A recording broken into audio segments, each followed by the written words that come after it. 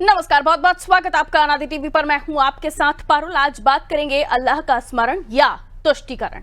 सियासत की एक ऐसी मजबूरी है कि किसी वर्ग विशेष के वोटों के लिए समाजवादी पार्टी के राज्यसभा सांसद को अपने ही राष्ट्र के गौरव पुरुष राणा सांगा को गद्दार बोलना पड़ता है और किसी दरगाह पर जाकर समाजवादी पार्टी के हिंदू विधायक को नमाज पढ़नी पड़ती है। जैसे जैसे यूपी के चुनाव सामने आ रहे हैं, सियासी मजबूरी का ये ड्रामा देखने को मिल रहा है और इसके किरदार सभी राजनीतिक दलों से हैं। मतदाताओं को लुभाने के लिए कहीं सांप्रदायिक उन्माद पैदा किया जा रहा है तो कहीं किसी वर्ग विशेष को अपने पक्ष में करने के लिए तुष्टीकरण की सारी सीमाओं को लांघा जा रहा है। अभी 2027 के विधानसभा चुनाव दूर हैं, लेकिन यूपी में जो विभत्स राजनीतिक माहौल देखने को मिल रहा है उससे ये स्पष्ट झलकता है कि 2027 आते आते तक ये दृश्य और जुगुप्सापूर्ण हो जाएगा। आपको बता दें, हम बात कर रहे हैं समाजवादी पार्टी के विधायक रविदास मेहरोत्रा की, जो लखनऊ की एक दरगाह में रोजा इफ्तारी के समय नमाज पढ़ते दिखाई दे रहे हैं। नमाज पवित्र मन से ईश्वर का स्मरण है। यह गहन आध्यात्मिक अनुभव है जिसमें निराकार के प्रति एक श्रद्धालु अपनी आस्था प्रकट करता है। लेकिन समाजवादी पार्टी के विधायक रविदास ने वोट की खातिर इस नमाज को भी मजाक बना दिया। उन्होंने नमाज का दिखावा किया और जब उनका ये दिखावा वायरल हो गया तो सियासी चर्चा शुरू हो गई है। उत्तर प्रदेश भाजपा के प्रदेश अध्यक्ष चौधरी भूपेंद्र सिंह ने कहा है कि तुष्टीकरण की इंतहा है। इससे सपा का हिडन एजेंडा सामने आ गया है। भाजपा विधायक चलमनी त्रिपाठी ने कहा, ये अपने धर्म के साथ मजाक कर रहे हैं, हिंदू होकर नमाज पढ़ रहे हैं, हिंदू धर्म को धोखा दे रहे हैं तो मुसलमानों के सगे कैसे होंगे। हमारा सवाल है कि चुनाव के पहले इस तरह की नौटंकी से क्या मतदाताओं पर असर कोई होता है, यानी उन पर कोई प्रभाव पड़ेगा, और चुनाव मूल मुद्दों से भटककर इस तरह के भावनात्मक मुद्दों तक केंद्रित क्यों हो जाते हैं। आज की चर्चा कुछ इन्हीं सवालों के इर्द गिर्द होगी। कुछ प्रतिक्रियाएं हैं, देखिए। हम सभी धर्मों का सम्मान करते हैं। हम मंदिर जाते हैं, जागरण जाते हैं, हम जो है चर्च जाते हैं, जो प्रार्थना होती है वहाँ भी रहते हैं, हम गुरुद्वारा जाते हैं, हम जैन मंदिर जाते हैं, हम गौतम बुद्ध का मंदिर वहाँ भी जाते हैं, और हम रोज़ा अफ्तार भी जाते हैं। और रोज़ा अफ्तार के समय जो वहाँ पर रोज़ा अफ्तार कल था, रोज़ा अफ्तार के बाद जो पूजा हुई, हम वहाँ खड़े थे। तो भारतीय जनता पार्टी को इसमें क्यों आपत्ति है? ये संवैधानिक अधिकार है कि हम जिस धर्म में जाएं वहाँ पूजा करें और सब धर्मों का सम्मान करें। भारतीय जनता पार्टी नफरत बांटती है, हम मोहब्बत बांट रहे हैं। मेहरोत्रा जी ने जिस तरह से जो है तो टोपी पे लगा के नमाज जो है जाके अदा की है, इससे पहले अखिलेश जी भी तो टोपी लगाकर जो है तो तमाम अफ्तारों में शामिल हुए हैं। सिर्फ मुसलमानों को गुमराह करने के लिए, खुश करने के लिए इस तरह का काम लोग करते हैं और मुसलमानों को हिस्सेदारी या कुछ देना हुआ तो उसमें जीरो रखते हैं। लेकिन सिर्फ उनके अवतार में पहुंचकर रविदास मेहरोत्रा ने जो है नमाज पढ़कर, ये मुसलमानों का अपमान है एक तरह से। जिस तरह वो जाके अपना टोपी पे लगा के नमाज पढ़े हैं, और हम उनको दावत देते हैं कि अगर इस्लाम से इतनी मोहब्बत है तो आए इस्लाम कबूल करें, हम उनका स्वागत करेंगे और उनको दावत देते हैं कि आवें और इस तरह की जो नौटंकी है वो बंद करें। देखिए, हम तो हमेशा कहते हैं कि ये वो लोग हैं जो टोपी पहन के, नमाज पढ़ के और इफ्तार की दावतों में खा के सबसे ज़्यादा किन्होंने नुकसान किया है तो इन लोगों ने किया है। सबसे ज़्यादा दंगे समाजवादी पार्टी की सरकार में हुए, सबसे ज़्यादा जो योजनाओं का लाभ नहीं मिला वो समाजवादी पार्टी की सरकार में हुआ, सबसे ज़्यादा जो अनाचार हुआ समाजवादी पार्टी की सरकार में हुआ। तो गोल टोपी पहन के जो लोग अपने धर्म के साथ मजाक कर सकते हैं, हिंदू होते हुए नमाज पढ़ के जो लोग अपने धर्म को धोखा दे सकते हैं, वो मुसलमानों के भी सगे नहीं होंगे, ये आप नोट कर लीजिए। तो मेहरोत्रा साहब ने नमाज पढ़ी। उनका ये भी कहना है कि सालों से वो उस जगह पर जा रहे हैं, रोज़ा इफ्तार में भी जा रहे हैं और मस्जिद में भी जा रहे हैं, लेकिन नमाज पढ़ते हुए उनका कोई वीडियो कभी सामने नहीं आया। अब आ गया है, जिस पर बवाल हो गया है। बीजेपी से दिखावा कह रही है, तुष्टीकरण की राजनीति कह रही है। वहीं खुद मेहरोत्रा ने सफाई दी है, वो ये कहते हुए नजर आए हैं कि वो सभी के साथ हैं, सब धर्म का सम्मान करते हैं। आइए इसे समझते हैं कि वाकई ये राजनीति है, तुष्टीकरण है या कुछ और। हमारे साथ मेहमान जुड़ गए हैं, आपकी मुलाकात करवा देती हूँ। राघवेंद्र सिंह जी भारतीय जनता पार्टी से जुड़ रहे हैं, बहुत स्वागत सर। वसीम राइन साहब राष्ट्रीय उपाध्यक्ष हैं आप AIPMS के। अशोक कुमार तिवारी जी सपा से हमारे साथ बने हुए हैं। नीरज महिरे साहब वरिष्ठ पत्रकार हैं, हमारे साथ जुड़े हुए हैं। और महंत बजरंग मुनि जी हमारे साथ जुड़े हुए हैं, उदासीन अध्यक्ष हैं आप। बहुत बहुत स्वागत महंत साहब आपका। महंत साहब, फिलहाल हम पैनलिस्ट में से जो हिंदू धर्म के ज्यादा जानकार हैं, मुझे लगता है वो आप ज्यादा अच्छे से बता पाएंगे। क्या मैं अगर हिंदू धर्म का पालन कर रही हूँ, मैं अगर मेरे भगवान की पूजा कर रही हूँ, मैं अगर आराधना कर रही हूँ और उसके बाद मैं जाकर किसी या कोई भी जो सनातन धर्म का पालन कर रहा है वो जाकर अगर नमाज पढ़ता है, तो क्या ये हमें अलाउड है हमारे धर्म में? क्या ये हमें इजाजत देता है? महंत साहब। पारुल जी, जी सबसे पहले तो मेरा नाम से क्योंकि संतोष पांडे जी, माफी के साथ जी। तो हमारा जो मैथमेटिकल लॉ है, ऐसी कोई चीज हमारे धर्म में कानून जैसी व्यवस्था की बात नहीं करता है कि कोई कानून। वैदिक आचरण का त्याग करने वाला व्यक्ति जो होता है वह द्रोही होता है। जैसे आप पारुल जी, आप स्टूडियो में काम करते हैं, आप एक एंकर हैं, तो आप अपने प्रोफेशन, जो प्रोफेशन आपका है, वो प्रोफेशन को अगर आप उसके मॉरल वैल्यूज पे आप काम नहीं करेंगे तो वो ये धर्म के विरुद्ध है। तो अगर इधर आप जो है धर्म विशेष में, किसी भी धर्म विशेष में आपने जन्म लिया है जी, उस धर्म विशेष से परे होकर के किसी स्वार्थ की पूर्ति के लिए अगर आप कहीं भी कोई ऐसा कार्य करते हैं तो यह धर्म द्रोह है और ईश्वर के जुडिशरी में इसे गलत कहा जाएगा। ठीक है कि आप कहीं भी कनेक्शन बनाया तो अपने निजी उद्देश्य की पूर्ति के लिए बनाया और आप ना आप विश्वासघाती कह सकते हैं ऐसे लोगों को जो जिनको खुद पर भरोसा नहीं है, ठीक है, वो दूसरों के साथ भरोसे को अपने साथ एसोसिएट करने की बात कर रहे हैं, तो ये गलत है, धर्म विरुद्ध है और ये लोगों को समाज से परित्यक्त करना चाहिए।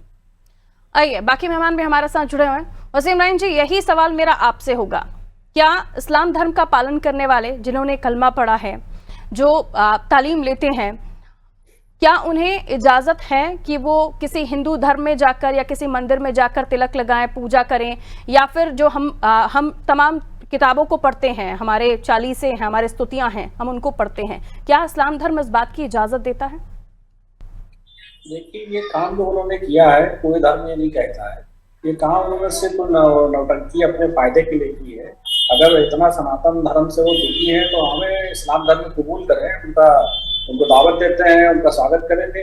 और ये इस तरह अपना निजी फायदा लेने के लिए जाकर टोपी लगाकर या नमाज में खड़े हो गए, तो ये भी करते रहे हैं कि नेता भी करते रहे हैं। इन लोगों का काम सिर्फ नौटंकी करना है और मुस्लिम कौम को गुमराह करके उनका वोट लेने के लिए ये सारा खेल लोग खेल रहे हैं।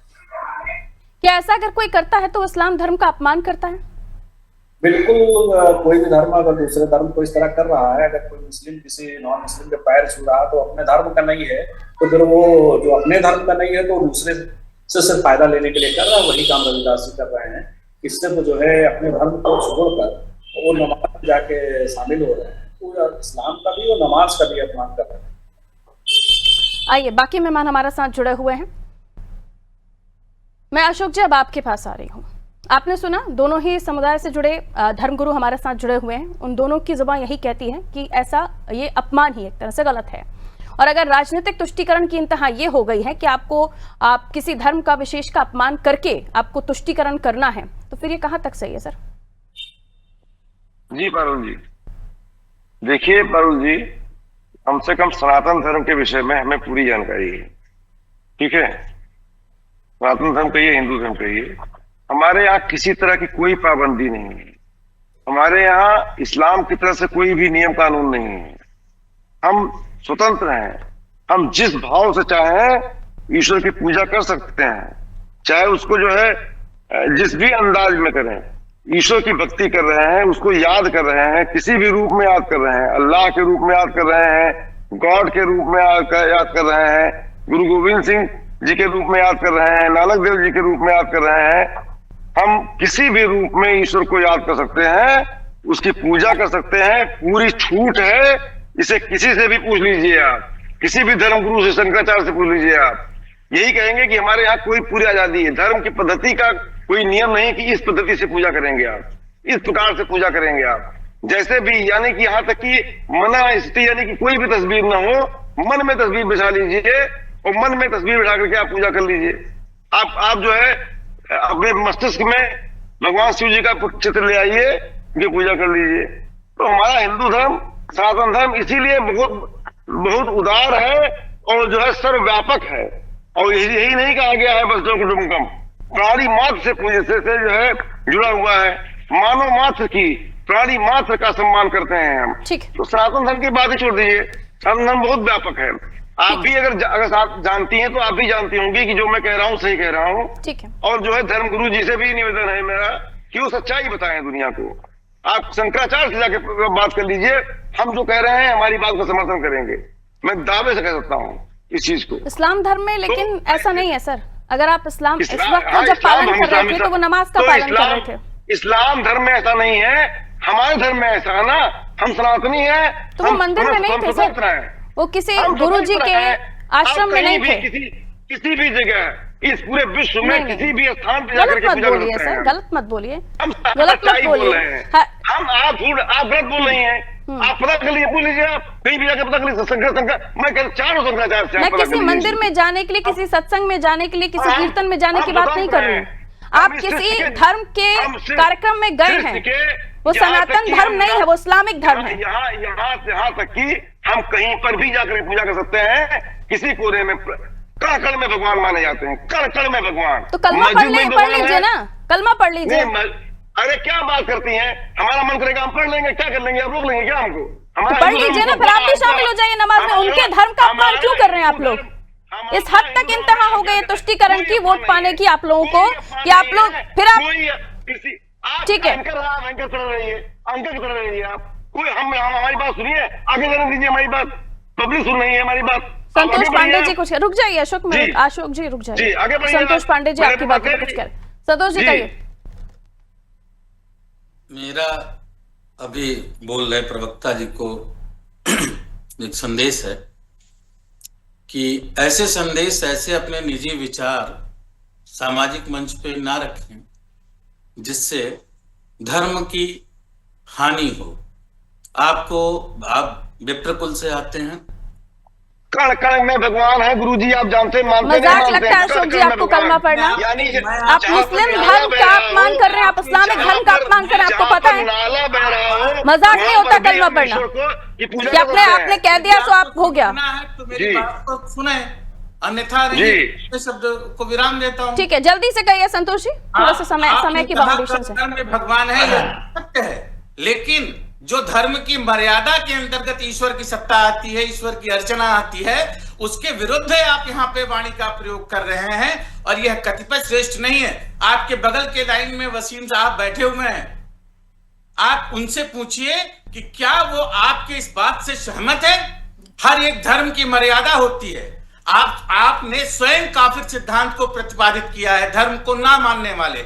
इस तरीके से धर्म की मर्यादा की रक्षा नहीं होती है। धर्म की मर्यादा की रक्षा वेद वेदांगों में वर्णित व्यवस्था पर होती है। ठीक है, समाजवादी पार्टी का कहना है धर्म ग्रंथ क्या है, तो आप ये भी नहीं बता पाएंगे जिस प्रकार का दुष्प्रचार कर रहे हैं। ठीक है, मैं मंच पे मैं आपसे पूछ रहा हूँ त्रिपाठी जी कि आप बताइए आपका धर्म ग्रंथ क्या है? अरे आप क्या बात करते हैं? हमको वेदांत मालूम है, हमको दर्शन मालूम है।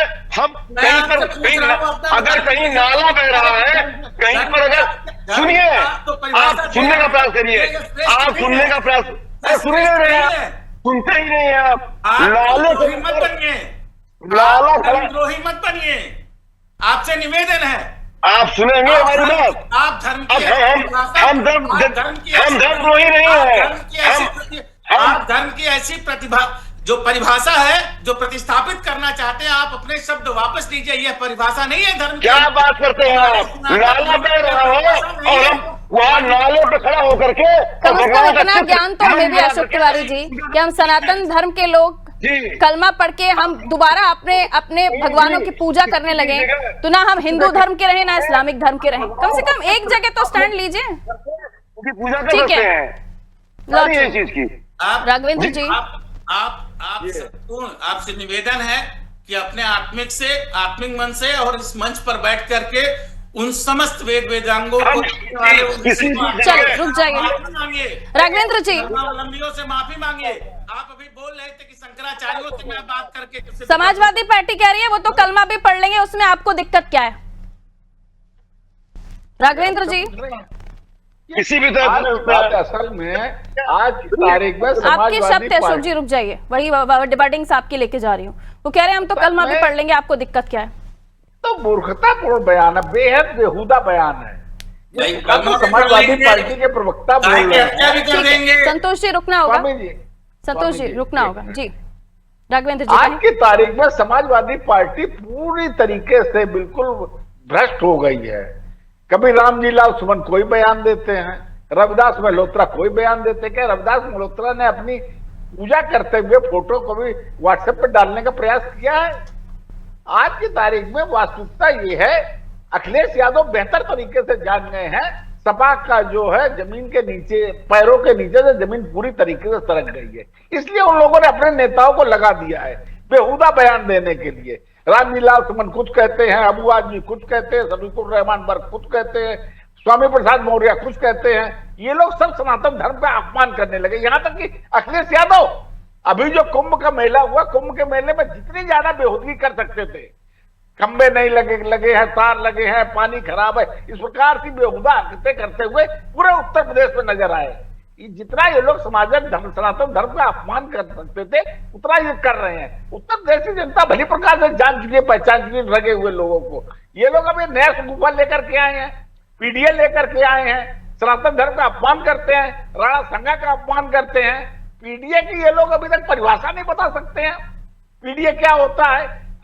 अखिलेश यादव से पूछा गया, कभी एक का मतलब अल्पसंख्यक बताते हैं, कभी एक का तात्पर्य अगड़ा बताते हैं, कभी एक का तात्पर्य आधी आबादी बताते हैं। वास्तविकता ये है, ये अब खत्म हो चुकी है। उत्तर प्रदेश में उपचुनाव भी बार बार हो रहे हैं, दिखाई पड़ रहा है। 9 उपचुनाव में से 7 उपचुनाव भारतीय जनता पार्टी जीत चुकी है। भाई विकास पर चर्चा करें, सुशासन पर चर्चा करें, उस पर तो करते नहीं है। अपने नेताओं द्वारा बेहुदगी बयान दिला पाके, भाई रविदास मल्होत्रा जी नमाज पढ़ रहे हैं, क्या वो कलमा पढ़ सकते हैं? क्या पढ़ ले कलमा हो जाए मुसलमान? सनातन धर्म हमें याद है, मैं जिस क्षेत्र से आता हूँ 56 घर गहरवारी के थे, वहां पर एक गहरवार ने सिर्फ पानी पी लिया था, मुस्लिम समाज क्या, हिंदू धर्म ने उनको निकाल के बाहर खड़ा कर दिया था। पूरे देश में ऐसे हजारों उदाहरण है। इतना ज्यादा सैकड़ों सनातन धर्म नहीं है मानवर, जितना आप कहते हैं कुछ भी कर लीजिए, नमाज पढ़ लीजिए मानवर। वास्तविकता ये है, वो हिंदू नहीं रहे हैं। रविदास मल्होत्रा हिंदू नहीं रहे, अशोक जी किस तरीके से ज्ञान बांटने का प्रयास कर रहे हैं, खत्म हो चुके हैं, वो हिंदू नहीं रहे हैं। लेकिन क्या कहने उनके, अभी वो पूजा करने चले जाएंगे। राजनीति को इतना ज्यादा ऊंचा मत बनाइए अशोक जी कि नमाज पढ़ने से न घर के रहे, न घर के घाट के रहे। आज की तारीख में रविदास मल्होत्रा जी कहीं के नहीं रहे हैं। जिस प्रकार से फोटो खिंचवा रहे हैं नमाज पढ़ते हुए, वो समाप्त हो चुके हैं। राजनीति समाजवादी पार्टी की समाप्त हो चुकी है और रविदास मल्होत्रा जी समाप्त हो चुके हैं मान्यवर।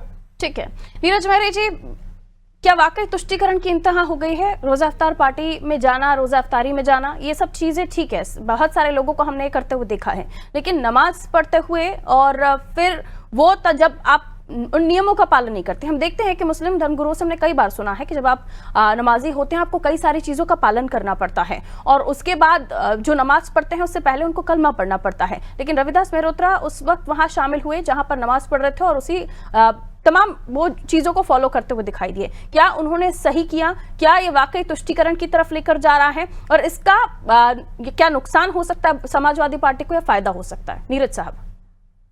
देखिए पारुल जी, मुझे लगता है कि अगर उन्होंने वाकई नमाज पढ़ी है तो निश्चित रूप से एक राजनीति का हिस्सा है और ये गलत बात है, क्योंकि अगर वो हिंदू धर्म से आते हैं तो इस तरह की बात नहीं करनी चाहिए। दूसरी बड़ी बात पारुल जी, हमारा देश हिंदू मुस्लिम सिख ईसाई आपस में सब भाई भाई के पैगाम से जाना जाता है। अगर हम इस चीज को देख रहे हैं तो एक सवाल है मेरा सभी लोगों से जो ज्ञानी है, जानकार है। देश के यशस्वी प्रधानमंत्री ने अजमेर में ख्वाजा जी के यहाँ दरबार में चादर भिजवाई थी, वो क्या था? अगर ये राजनीति है तो वो क्या था?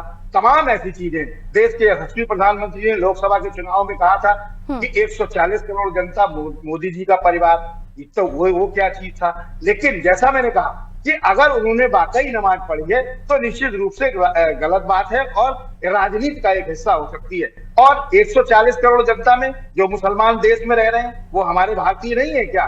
दूसरी बड़ी बात, उत्तर प्रदेश के मुख्यमंत्री ने आज ही बयान दिया, एक टीवी चैनल के उसमें दिया बयान। उन्होंने कहा कि न हिंदू खतरे में है, न मुसलमान खतरे में, सब सुरक्षित है। कहाँ मुसलमान खतरे में है? 100 मकानों के बीच में हिंदू भी सुरक्षित है और मुसलमान भी सुरक्षित है। तो मुझे लगता है कि एक राजनीति का हिस्सा हो सकता है, लेकिन इस तरह की बयानबाजी ठीक नहीं है। रविदास जी ने जो किया, अगर जो मैं फिर कह रहा हूं, अगर उन्होंने वाकई नमाज पढ़ी, क्योंकि रोजा अफ्तार पार्टी तमाम हिंदू नेता तमाम देते रहते हैं, चाहे वो कांग्रेस के रहे हो, समाजवादी इसलिए मैंने कहा रोजा अफ्तार पार्टी में हमने कई लोगों को शामिल होते हुए देखा है, लेकिन इस तरह की तस्वीरें नहीं। अब उसको जायज बता रहे हैं कि उन्होंने जो किया वो अच्छा किया, ठीक किया। नहीं, मैं तो उसको मना कर रहा हूँ। अगर उन्होंने वाकई नमाज पढ़ी है तो निश्चित रूप से गलत है, लेकिन हमारा जो सवाल है पारुल जी, वो चाहे भारतीय जनता पार्टी के प्रवक्ता हो या हमारे आदरणीय हिंदू गुरु बैठे, उनसे भी अनुरोध है मेरा कि हमें यह बताइए कि नमाज अजमेर शरीफ की दरगाह पर प्रधानमंत्री ने जो चादर भेजी थी उसको कैसे देखते हैं और किसको कैसे मानते हैं, और क्या 140 करोड़ की जनता में जो मोदी जी ने लिखा था, ट्वीट किया था, पूरे देश के भारतीय जनता पार्टी के नेताओं ने ट्वीट किया था, उसको कैसे मानते हैं? जी ठीक है, राघवेंद्र जी शॉर्ट में। सर भाई ये बता रहे, देखिए नमाज पढ़ना एक अलग विषय हो गया है। नमाज पढ़ना का मतलब है हमने इस्लाम स्वीकार कर लिया है। ये जिस तरीके से मुझे याद है, वास्तविकता जो है, जो रोजा इफ्तार करते हैं, जो वास्तविकता में रोजा रखते हैं, वो तो बेचारे घरों में इफ्तार पार्टी करते हैं। ये ड्रामेबाज रोजा रखते हैं, ये लोग चौराहे चौराहे पर रोजा तोड़ते हैं, नमाज पढ़ते हैं, फोटो खिंचवाते हैं, अखबारों में छपवाते हैं। उसमें वही रविदास मल्होत्रा जी भी वही हैं। वास्तविकता ये राजनीतिक जो षड्यंत्र है, राजनीति के तहत ये काम करते हैं। रविदास मल्होत्रा ने बहुत बड़ी ये चूक की है। ये सनातन धर्म इतना ज्यादा सहिष्णु है नहीं कि अब नमाज पढ़ के आप हिंदू दोबारा हो जाए। क्या कहने हैं अब हमारे समाजवादी पार्टी के प्रवक्ता का, समाजवादी पार्टी के क्या कहने? अगर किसी सनातन धर्म के ज्ञानी पुरुष से वक्त कर ले तो वास्तविकता ये वो अब हिंदू रहे ही नहीं है, लेकिन अब वो चल रहा है, चलने दीजिए। तमाम ऐसी घटनाएं जिक्र किया था सर कि एक जगह पर अहिरवार समुदाय का कोई कार्यक्रम था, तो क्या वहां पर एक हिंदू धर्म के धर्मगुरु क्या रविदास मल्होत्रा जी के ऊपर भी कोई कार्रवाई करेंगे? बिल्कुल निश्चित रूप से होनी चाहिए।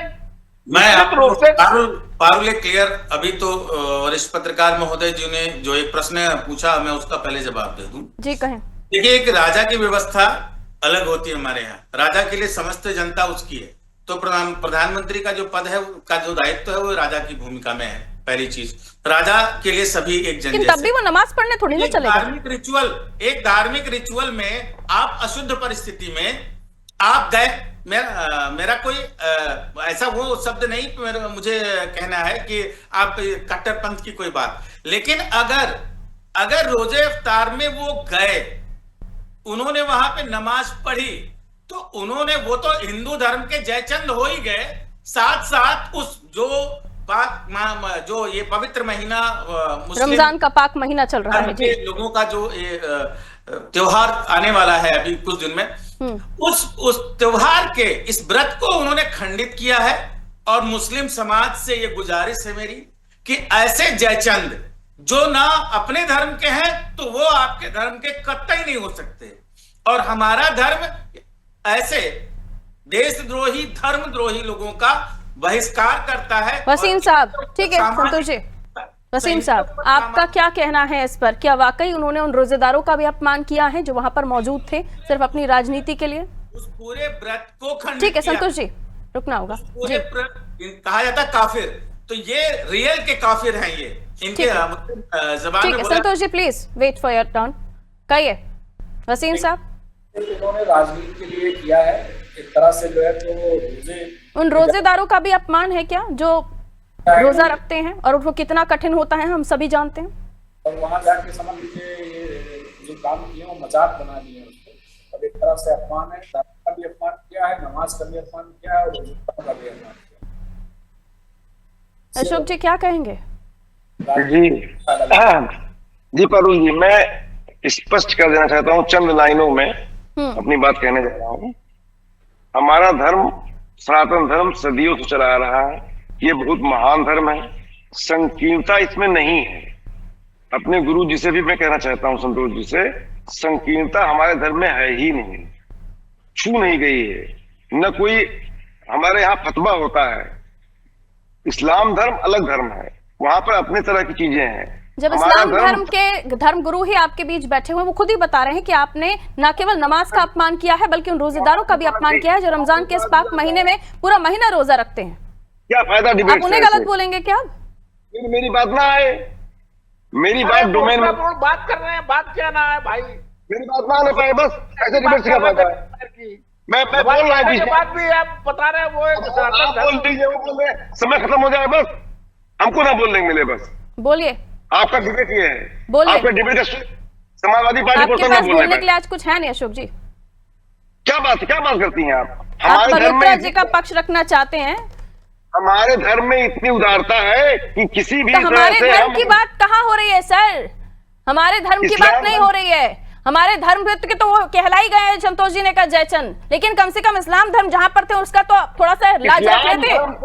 इस्लाम धर्म से क्या मतलब है जब वो तो गए कहाँ थे वो? किस धर्म के कार्यक्रम में गए थे? कौन से कार्यक्रम में गए थे?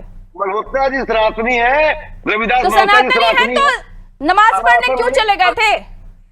और सनातन में ये छूट है कि हम कहीं भी जा सकते हैं। नहीं जा सकते, नहीं जा सकते, आप नमाज नहीं पढ़ सकते अगर आप सनातनी है तो। अशोक तिवारी जी मैं चैलेंज करती हूँ, अगर ऐसा है ना तो पूरी सभा को पढ़ लेनी चाहिए फिर नमाज। नहीं किसी भी जगह जा सकते हैं। मैं कहती हूँ अगर आपको ये सही लगता है ना तो पूरी की पूरी समाजवादी पार्टी को कल नमाज पढ़ता हुआ दिखवा दीजिए। अगर मस्जिद भी देखते हैं तो सर झुका देते हैं, मजारों पर सर झुकाना, सजदा करना अलग बात हो गई सर, यहाँ नमाज पढ़ने की बात हो रही है। उनके भी रिस्ट्रिक्शंस होते हैं, कुछ चीजों को फॉलो करना होता है, आपने उनका भी अपमान किया है। चादर चढ़ाते हैं और शर्म आनी चाहिए आपको कि आप कह रहे हैं कलमा पढ़ लेंगे। मजाक होता है क्या किसी की धर्म के बारे में कुछ भी कह देना? तो आपने कहा वैसे बोल दिया, हमने कलमा क्यों पढ़ लेंगे? हम कलमा पढ़ने का सवाल नहीं होता है हमको, हम तो हिंदू धर्म में तो आपने कहा ऐसे ही बोल देते क्या मजाक में? धर्म आपको ऑर्डर नहीं देता किसी दूसरे के धर्म में जाकर के आप वहां बैठ करके और धर्म के गैर विरुद्ध जाकर के उनका भी धर्म नष्ट करें और अपना भी धर्म से भूमिका निभाए। सर झुकाया उन्होंने, सर झुकाना चाहिए। सर कोई भी वो जाता खुद है स्वीकार कर चुके हैं, कैसी बातें कर रहे हैं अशोक जी? वो खुद स्वीकार कर चुके हैं कि हमने हाँ नमाज पढ़ी, हमने सब धर्मों का पालन करते हैं। आप क्या बात कर रहे हैं? वो खुद स्वीकार कर चुके हैं टीवी चैनल्स पर। तो किसी भी तरह से प्रेयर करना कहीं से हमारे यहाँ रोक नहीं है। तो फिर आपको हिंदू धर्म को फिर से पढ़ना चाहिए। नीरज साहब क्या कहेंगे? वो खुद स्वीकार कर चुके हैं कि मैंने नमाज पढ़ी है, तो बाकी बातें तो खत्म ही हो जाती है नीरज जी। ठीक है, और आपको समाजवादी पार्टी को कलमा पढ़ने से भी एतराज नहीं है? स्वीकार किया है तो निश्चित रूप से उनके द्वारा जो काम किया गया है वो अनैतिक है, और वहां पे जो रोजेदार थे उनके भी रोजा को खंडित करने का काम किया। अगर उन्होंने स्वीकार किया है तो गलत है निश्चित रूप से। राजनीतिक स्तर तक होनी चाहिए कि राजनीति में इतना भी नहीं जाना चाहिए नीचे गिर के कि किसी के धर्म को अपमानित कर दे या उनके रोजे को खराब कर दे। मुझे लगता है ये ठीक नहीं है। जी पारुल जी, बहुत शुक्रिया आप सभी का हमारे साथ चर्चा में जुड़ने के लिए। रविदास मल्होत्रा समाजवादी पार्टी के विधायक, आप रोजा अफ्तार में जाते वहां तक ठीक था, आप उनके कार्यक्रमों में जाएं, आप दरगाहों पर जाएं, आप इबादत करें, ठीक है, लेकिन नमाज पढ़ना क्या वाकई, क्योंकि मुस्लिम समुदाय के लोग ये अच्छे से जानते हैं कि नमाज पढ़ने के लिए उन्हें किन किन चीजों का पालन करना पड़ता है। उन्हें वजू करना पड़ता है, उन्हें स्थान का ध्यान रखना पड़ता है, उन्हें तालीम लेनी पड़ती है, उससे पहले उन्हें कलमा भी पढ़ना पड़ता है। और अभी जब मैंने सवाल किया तो समाजवादी पार्टी का तो ये तक कहना तक पढ़ लेंगे हम भी कलमा। मजाक है? किसी भी धर्म के बारे में कुछ भी कह देना मजाक है? क्या वाकई तुष्टीकरण की राजनीति की इस हद तक आ चुके समाजवादी पार्टी कि उन्हें कुछ भी करने से कोई एतराज नहीं है? वो कहते हैं हम हिंदू हैं, हम हिंदू धर्म का पालन कर रहे हैं, हम सनातन धर्म का पालन कर रहे हैं। क्या इस तरीके से वो सनातन धर्म का पालन करेंगे? वो उस धर्म का भी अपमान कर रहे हैं जिस धर्म के वो नहीं है वहां पहुंचकर, और ना केवल उन रोजेदारों का भी अपमान कर रहे हैं जो कि यहाँ पर हमारे साथ पैनल में जुड़े खुद मुस्लिम धर्म गुरु जो समुदाय के जानकार हैं वो भी बता रहे थे। कहां तक जाएगी समाजवादी पार्टी ये समझ से परे है, क्योंकि तुष्टीकरण की राजनीति समाजवादी पार्टी किस हद तक जा चुकी है कि वो कुछ भी करने के लिए तैयार है। ये साबित कर दिया रविदास मल्होत्रा ने। इस पर देखते हैं आगे जो हिंदू धर्म गुरुओं का क्या कुछ कहना है, क्योंकि अभी तक हिंदू धर्म गुरुओं की तरफ से किसी तरह का कोई टिप्पणी या एक्शन लेने की बात नहीं आई है। हालांकि सब खिलाफत जरूर कर रहे हैं, लेकिन आगे कोई एक्शन लिया जाएगा नहीं, आने वाले समय के साथ पता चलेगा। दीजिए इजाजत, नमस्ते।